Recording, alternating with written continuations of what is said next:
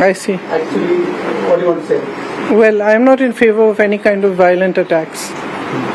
The Chief Minister, after 19 months, the Chief Minister is going to hand over keys to 178 homes. This is the first phase, total 410 homes. How do you evaluate the government's speed in giving this kind of a rehabilitation? Well, obviously, as the MP of Wayanad, I would have hoped that the speed was faster.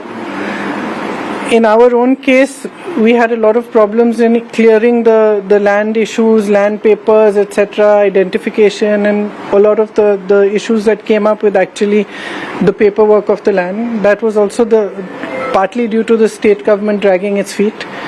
So I just wish that we had all been, I would say that everybody has tried their best to do whatever they can. I would not like to fault this one or that one or politicize this issue. We've all tried, we've all done our best.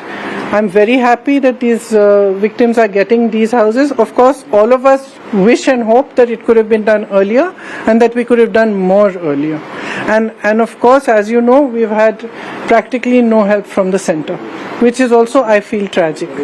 Because whether it was even declaring it a national disaster, it took a lot of perseverance to get it declared even a disaster of severe nature. And unfortunately, in situations like this, these are times for all of us to come together, all of us to be above politics. I know it's election time. Yes. But still, I would say these are times where when something happens of this scale and this nature, I think we all must come together and we must work together. And I would think that to a large extent, everybody has done their best. And since the last 48 hours, you're no longer in Kerala, you are in Keralam. I believe so, yes. What is your response to it now? Well, my response is that I'm mentally trying to get used to it, I suppose, like all of you. So I keep saying Kerala and correcting to Keralam. I'll get used to it. Tarun has criticized, stating that it is just a namesake thing. And do you want to say, how does the Congress party see it? Well, I don't know what the other leaders of my party have said, but it's really the prerogative of the government if they feel so. All right, a lot of names have been changed. UDF, nowadays they are raising this medical negligence in Kerala repeatedly, and part of that they are protested against Minister Veena George. So, how are you seeing this medical negligence in Kerala in the government sector? Well, I think, look, here we have our own issues, as you know. We have the issue of the medical college. We have, and we don't have enough health outreach.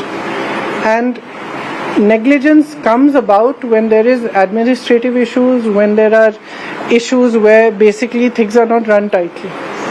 There is space for negligence. If you have enough staff, if you have enough good doctors, if you have a good administrative setup, it's harder. So I think that definitely there's much more that can be done, and people should get good quality healthcare. People should get qualified people treating them. There should be the least negligence possible. It's very, very hurtful and difficult for families who are dealing already with so much stress and stress and pressure.